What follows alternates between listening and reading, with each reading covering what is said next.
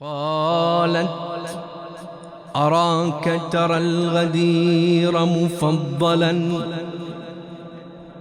قالت أراك ترى الغدير مفضلا، وله على الأيام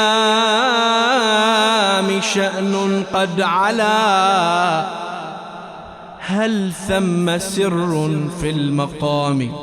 فقلت لا ينكرن فضل الغدير سوى الأولى، دانوا ببغض الحسن حبا بالقبيح، يكفي الغدير الدين فيه قد اكتمل، ولذا اصطفاه الله عيدا في الأزل.